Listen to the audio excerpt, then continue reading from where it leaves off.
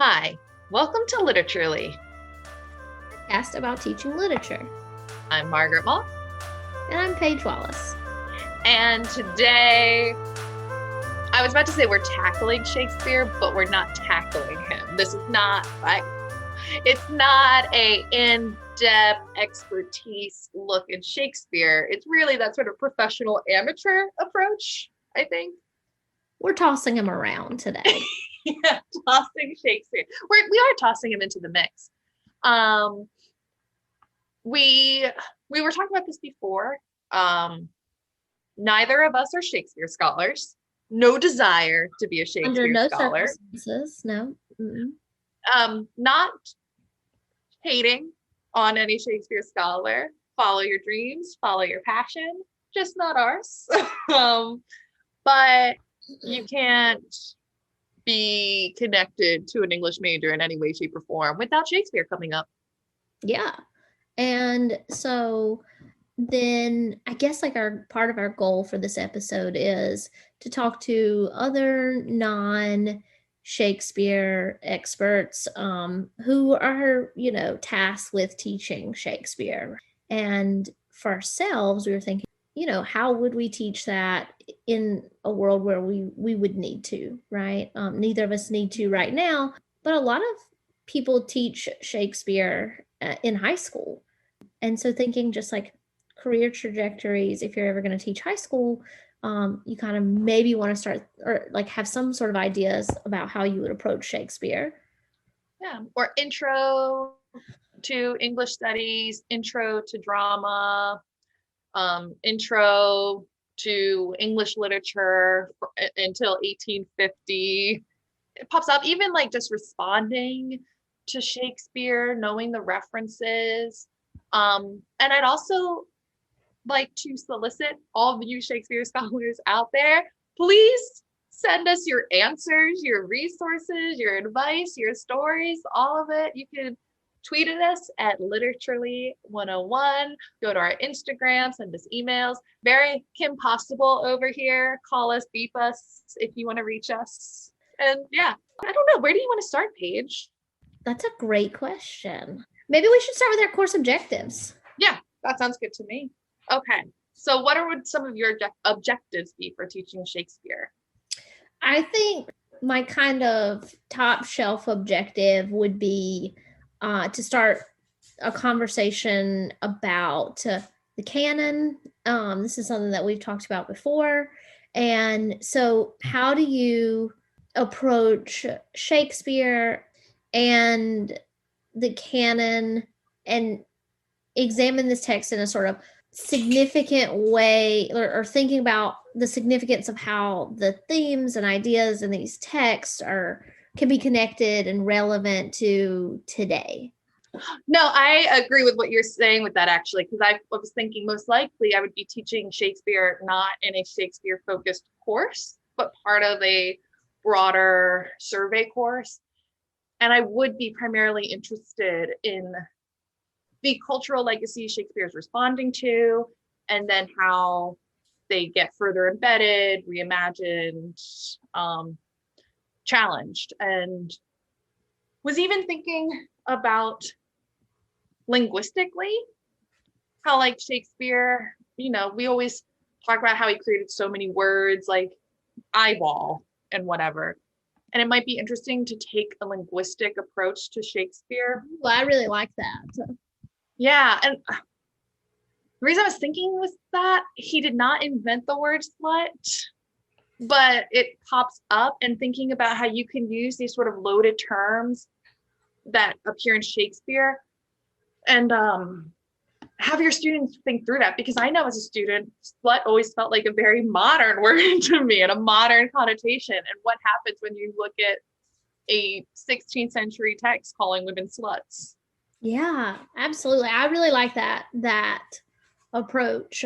And now I'm thinking about how like different that would be, like, because again, students are usually like, if they're in a class that's covering Shakespeare in college, it's maybe not their first experience with Shakespeare because it's usually part of some sort of like high school standard curriculum, right?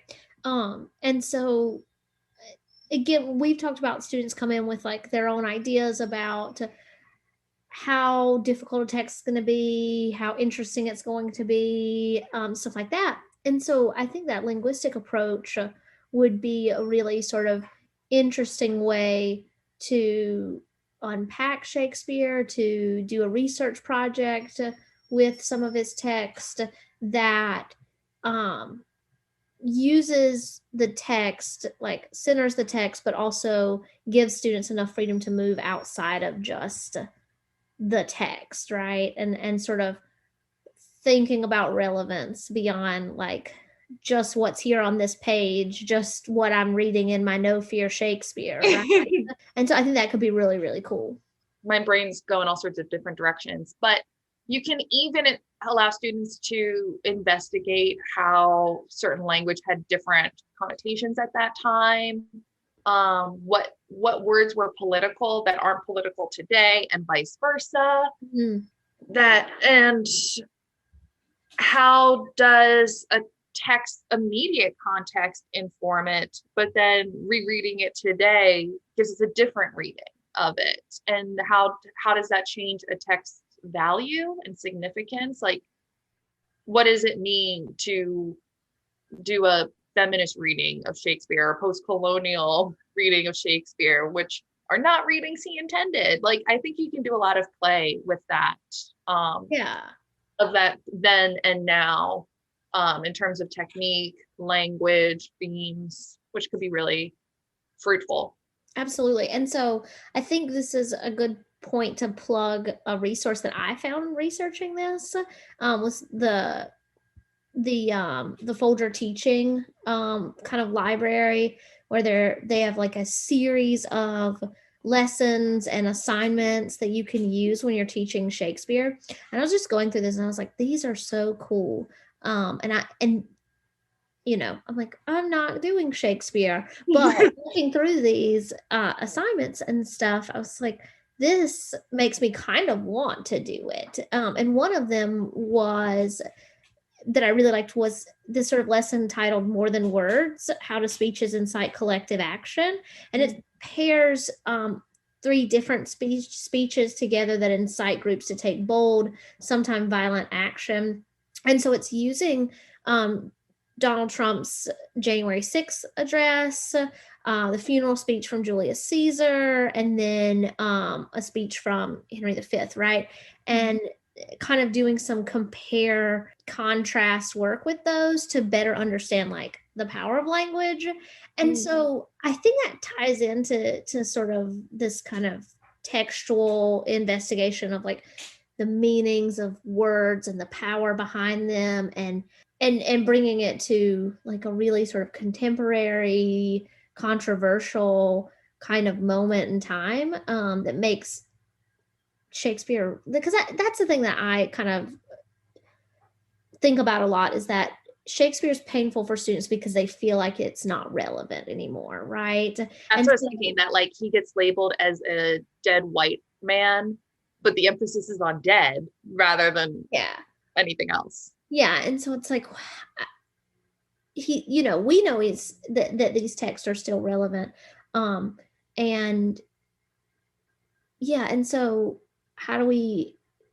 what's a way to share Shakespeare with students so that they understand that relevance, so they can see like, oh, yeah, this is really old, but I'm learning something from it. You mean other than putting Shakespeare to rap and rapping to your students to like every movie in the 2000s about English teachers had us believe? Wait, what? Oh, I think it's Freedom Writers. They have Hilary Swank's character like rap Shakespeare to show that he's. Oh, I've never seen this movie. Can I tell you that? I have not either. But my students write about it, and I'm like, wow, this feels so white savory-ish. I can't watch this. There's multiple examples though of white English teachers rapping Shakespeare to their diverse classrooms to show that he's hip and relevant, and like the students are always like in these films like, whoa, he can speak to us, and it's like, oh no. I don't know if that's it. No, I like this approach you're talking about much better, because it's not pandering either, right? Like, you don't need to pander to your students or dumb down Shakespeare for them. Not that putting it to hip hop is dumbing it down, but your students, I think you can get creative to keep it fresh, but also recognize that your students can rise to the occasion, and there's important skills to be learned from approaching Shakespeare. Yeah, I don't know a lot of details because this was just something in passing conversation, but I do remember a professor, it was Dr. Alicia Gaines, talked about using Empire, which is, like it was a Fox series, and we've got like those family sort of dynamics, and it's got some like nods to Shakespeare in it, right? Different, like the mad dad and various other things. And using that like Empire as like a lens for studying Shakespeare. And again, like this was just in passing conversation, so I have no details. But I think that's another example of like, here we are using something that is it's like pop culture, it's relevant to students at the time, like it was popular on television, and can it work as a lens to say like, understanding Shakespeare is also better understanding this text, right? This TV show, and unpacking it. And students can be really wowed by that sometimes, like, oh, that's interesting, I didn't know that, kind of thing. Yeah, and in that same vein, this might be a little pandering of me, but like preparing for this episode, I just got really excited about the idea of doing film adaptations with Shakespeare, and not because it's like more fun, even though it is really fun to me, but more to consider how themes evolve and adapt, and also to really ground the idea that Shakespeare today is maybe considered high culture, maybe slightly out of touch, or high art, but he was pop culture. He was for the masses.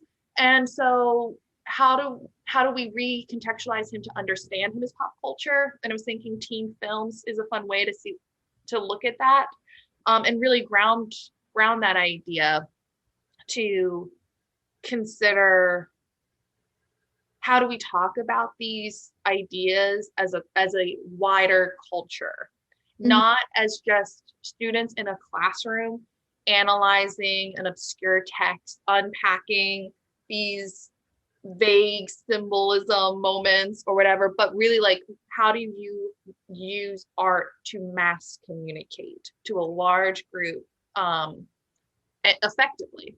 Yeah, so I'm thinking about Shakespeare, and the study of Shakespeare paired up with the history of the book, text technologies. I'm sure this has been done, right?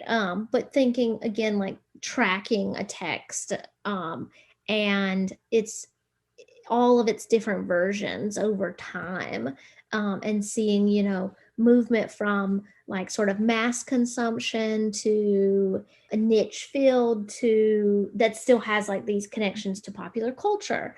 And so taking something like Taming of the Shrew and understanding, what texts are connected to it, from that particular time and context, and what are all the iterations of those texts. So I'm thinking like projects that include like, huge webs of connections from one text to the next, and thinking, did Taming of the Shrew, what did that text, what kind of influences did it have, and what kind of views or questions about women's authority over their bodies, over their lives, do we get from those different iterations, right? And how do they play out? And I think that stuff like that would be so interesting and fun. And now I'm like, I kind of want to do Shakespeare now. I remember reading like the children's version of Shakespeare as a kid and getting to Taming of the Shrew, and at the end of that chapter being like, what it was just because everything else you can kind of reconcile in your head of like, oh, that's romantic. But I remember just hitting Taming of the Shrew and being like, what is my takeaway here? Like, I don't like this. But also like the number of young adult texts that Mhm. play off Taming of the Shrew, play off Romeo and Juliet. Like, can you imagine like the endless sort of hole you could dig yourself Yeah. into that? Um, No, it would be great because I know I'd be really interested to do Taming of the Shrew with the obvious 10 things I hate about you. Less to say, look how similar they are, but more if you're comfortable with 10 things I hate about you, which I am, like, why? What's different about this that makes me more comfortable? And I'd be interested to see if my students are as comfortable with the movie as I am, or if there's a generational difference that they are no longer comfortable with it. And if so, why not? Like, what's changing? What are the texts doing differently? Like, not what is similar about them, but what is different. And how do these differences affect our interpretations, our the techniques being used, all of that. yeah, yeah, absolutely. The other thing when you were talking about text and technologies, it was making me think about another book I read as a kid. Have you heard of it? It's called The Shakespeare Thief. Say it again? It's called The Shakespeare Thief. No. It is, I believe, a YA novel. That okay. It's called The Shakespeare Stealer? Yes. Okay. Yes. Um, and it's about this boy who knows shorthand, and he like is an orphan who works for this guy. I forget if the guy runs a printing press or if he runs his own theater, but he wants the boy to infiltrate Shakespeare's company to transcribe the plays as they're happening so they can print it, because there was a gap in performances to printing, because if Shakespeare printed the play, then anyone could perform it. And they wanted their company to be the only one who could perform it. But if you delay too long and someone else writes it down, they would get the copyright or something along those lines. Mm-hmm. And I think that would be really interesting to track, because a lot of Shakespeare's plays, there's not a concrete date of, oh, this is when it was written. It's like, it's written sometime here. We're not quite sure. Right. And I think that could be a really productive way for students to think about those changing forms and like to do that sort of investigation. Like what are the clues we're using to say, okay, was written during this time.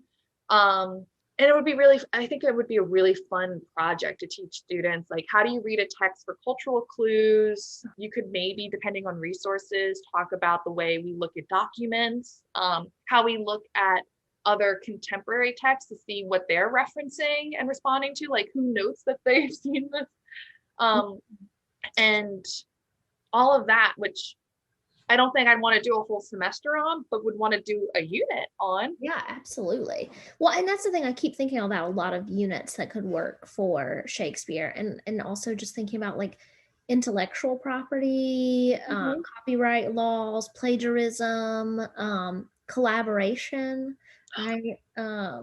And we've talked about like sort of rejecting that like genius author, sort of the idea of the genius author, and understanding the history of text and manuscript production and whatnot as collaborative, with a lot of different like hands in the pot kind of thing.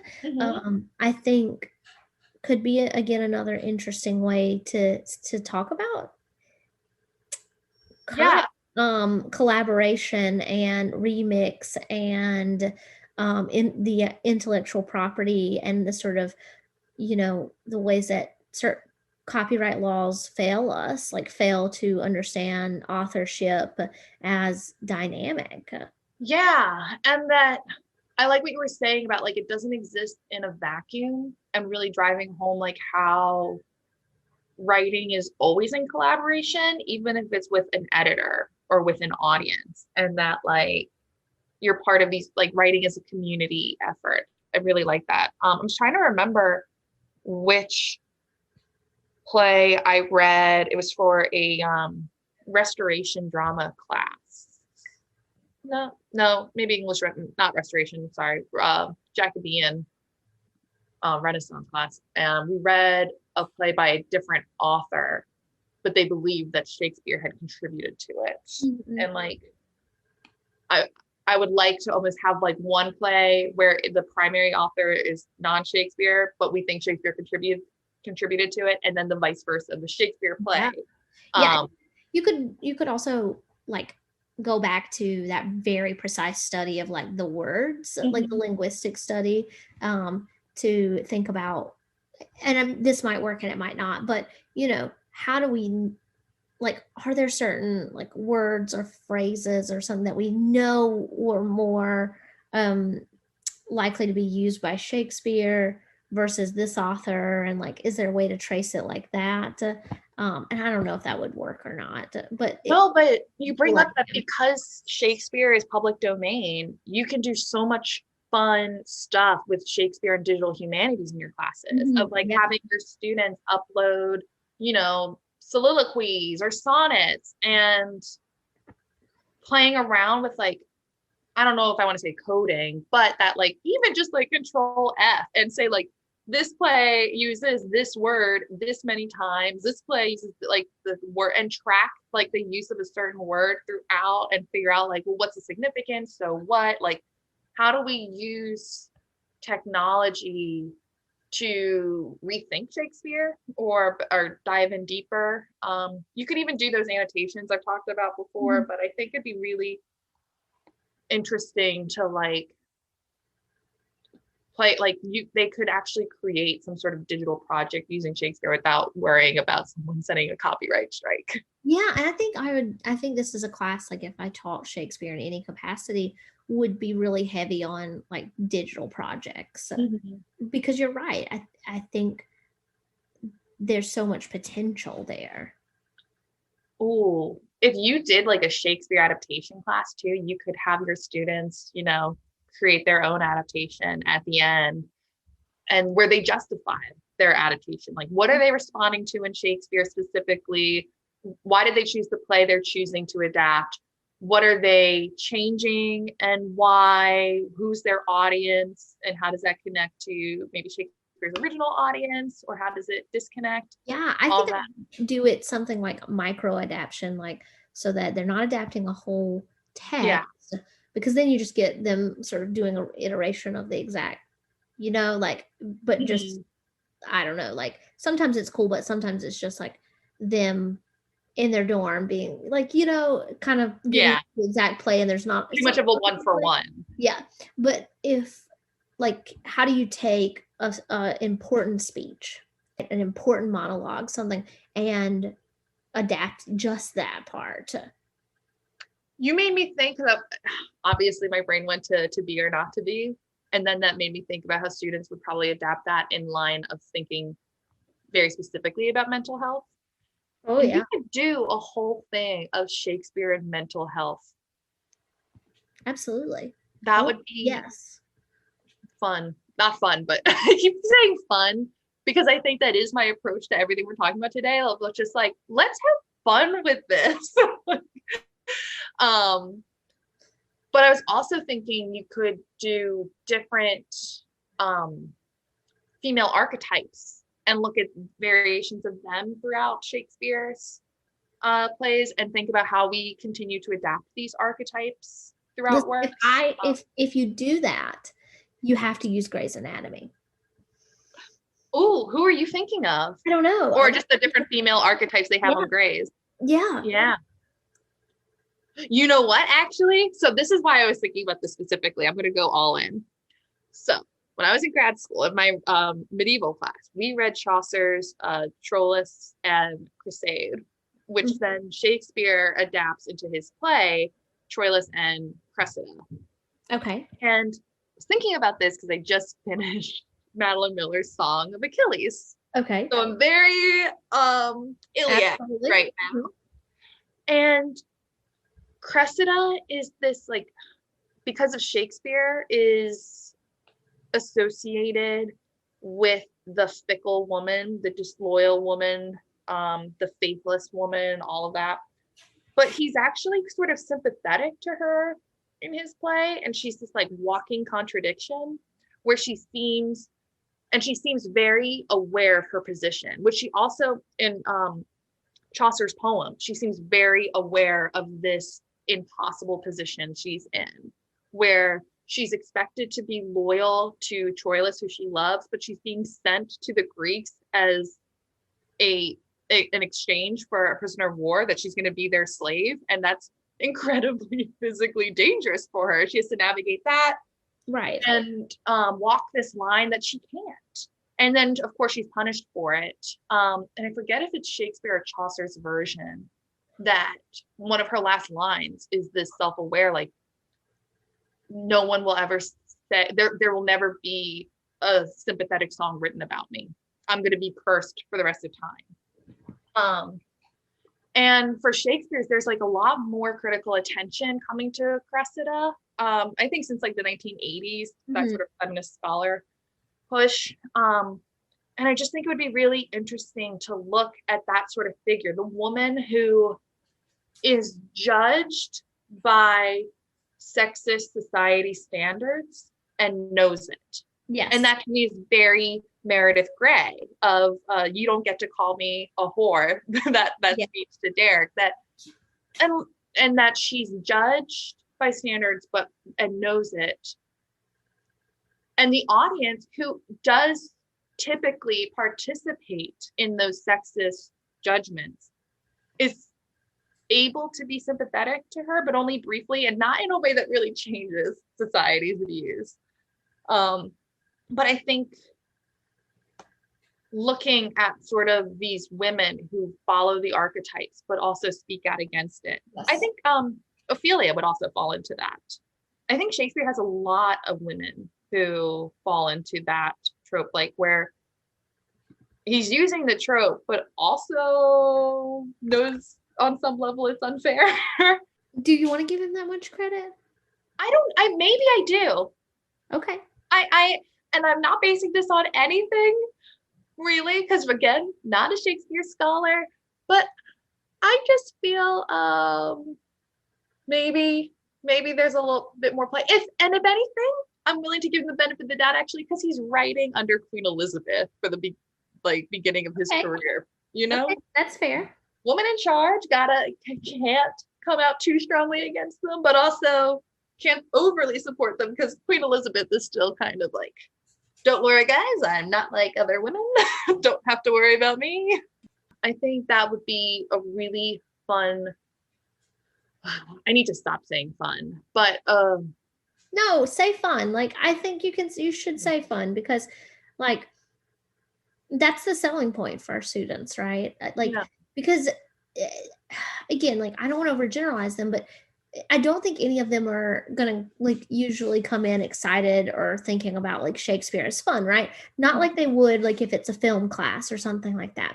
And so I think that you're kind of like, you're onto something with saying like, this should be fun, right? This can be so fun.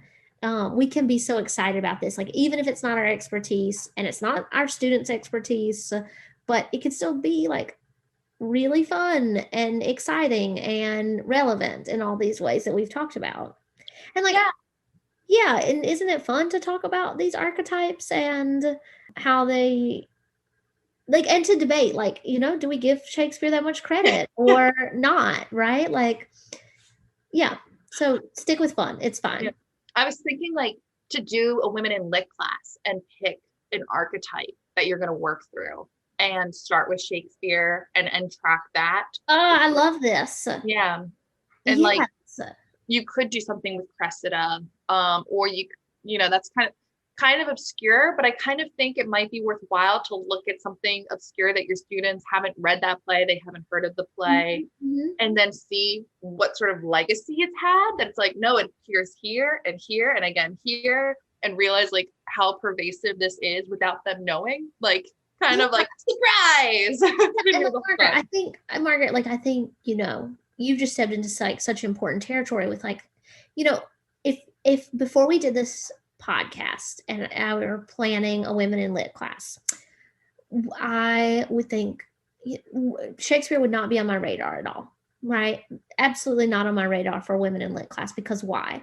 But what you just pointed out is this really provocative way of using Shakespeare in that class to push back on the canon and simultaneously like not throw Shakespeare out, but trace and critique over time and bring him into a larger conversation where he's not this sort of idolized soul part of the class, but part of a larger network conversation that can be really productive when we're thinking about the way we type women in real life, in text, over time. Yeah, like I don't think, as you were saying, anything exists in a vacuum. So Shakespeare wasn't writing in a vacuum, but you also can't get away from his legacy. So if we see how people write back and change the narrative, adapt the narrative, I think in the long run, it gives us more tools to change narratives that exist today that we aren't happy with. I always think Henry Louis Gates, where he talked about the North won the Civil War, but the South won the narrative war. Mm-hmm. Like narrative decides the reality we live in. Yeah. Yeah. And so like understanding that trajectory is also connected to breaking apart that typecasting, right? That stereotype, that version of this oppressive version of a woman. Oh my gosh. I don't know why I just thought of this, but if you did something with Lady Macbeth and the idea of like women who want power and how that affects today the way we look at female politicians. But we were watching Canine Intervention in episode 1. Dog's name is Lady Macbeth, and it's I was just like, what are we saying about both the dog and Lady Macbeth? Because that's a mouthful. Like when you call your dog's name, are you saying Lady? Are you saying Beth? Are you using her full title? Depends on the situation. Is it casual, formal? Is she being introduced at a dinner? Like it just depends. Yeah, when she's introduced at balls, it's the Lady Macbeth. But yeah, I think it could be really fun. And thinking about feminist scholars, I feel like in the 80s, who were specifically writing about these characters, you could even use it to look at the trajectory of literary scholarship and how that evolves. You could pick a specific character like Ophelia and look at the ways critics have written about her over the years. And I think that would help a problem we've talked about before of students asking us, well, what's the right interpretation? What does this mean?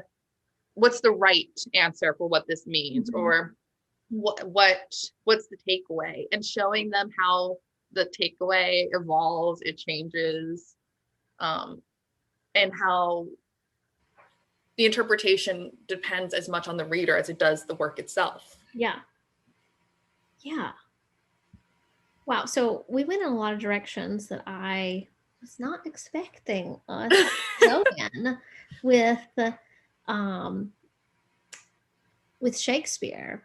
And I was not expecting to get to the end of this and be like, I would want to learn more about teaching Shakespeare. So I think it'd be fun, especially what we were talking about before. Our students have read Shakespeare before. And so they're all going to come in when you teach, whether you're teaching a Shakespeare course or you're teaching one play, they're going to have expectations. Mm-hmm. And normally, I think when we know our students have certain expectations, we see that as an obstacle. But I think in this scenario, you can really use that to your advantage to subvert their expectations or talk about how their expectations are confirmed, but how we can rethink that. Because that's going to be a chance for your students to see their own evolution on a topic. It's not like just something new to them that you're then filling their brain with the information. They're going to see a position change or a difference in understanding and really have that like look at where you started to see how far you've come moment. Yeah. And I think that you're right that like it can be an obstacle at times when a student already has an idea about a text, but it can also, like what you're saying, if it's posed as a further investigation, right? Not just, we're not going to hammer in the exact same version of this text, like teaching this text, right? We might be using the same text, but we're not going to teach it the exact same way that it's been taught to you, twice over. And that can be hard too, because it, when you're planning a class, it's also hard to take risk, right? And do something different than A, what you've done before, B, what resources are available to you in terms of how to do it, and just the execution. Like we've had all these great ideas, but we don't even know how many of them would actually work the way we want them to when it's time to execute them. Yeah. I just have a quick question as we wrap things up. What Shakespeare plays did you read in high school? I read Romeo and Juliet. That was in middle school, and I remember we had to get a slip signed to let us watch the.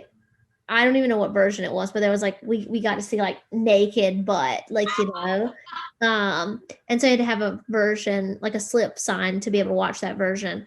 And I remember being like, my like 13-year-old self and us reading and then watching parts of that play, and just the entire time just being like, why are they so dumb? Why did they have to die? Like, just like being so frustrated with it, and not understanding like why anybody my age would want to like die for love, and then in high school we read Hamlet, and I feel like that's not it.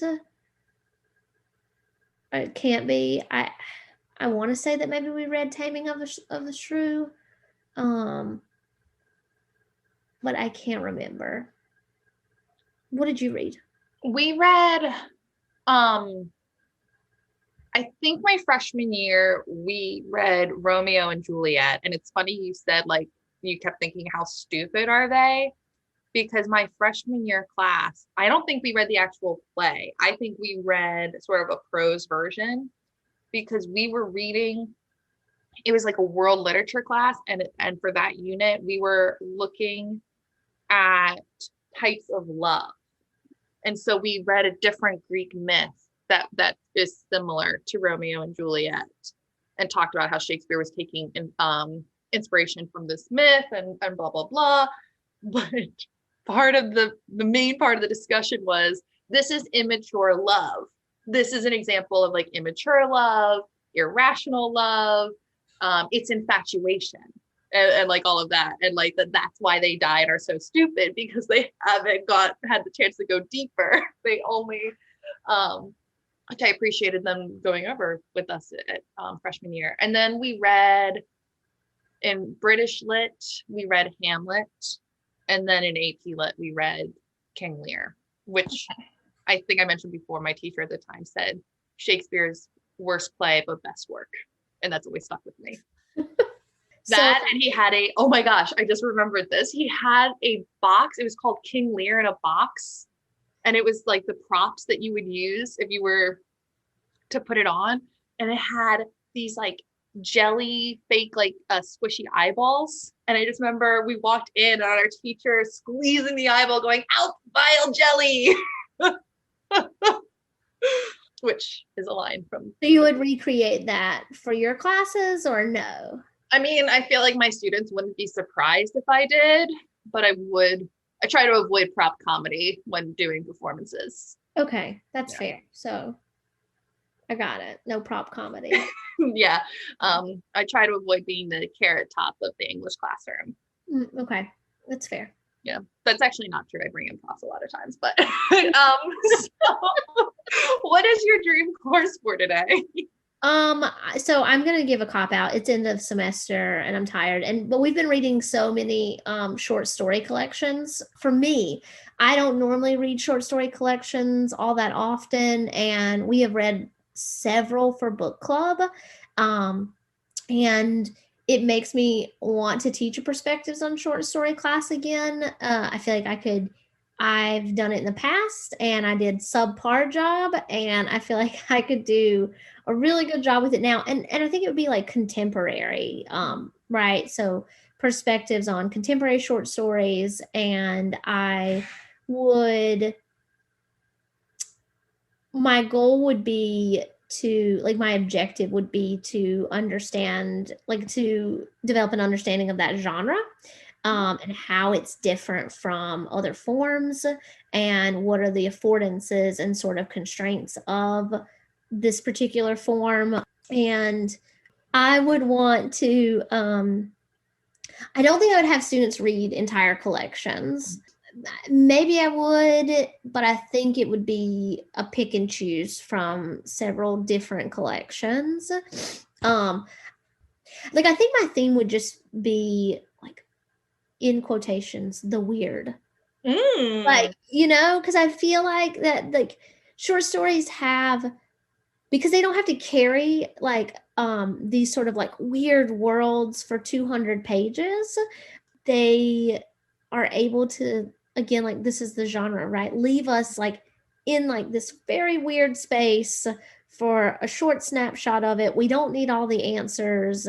And you just finish reading, about the Kevins, and you're like, oh, that was weird, wow, I don't that's and so I think that would be my theme.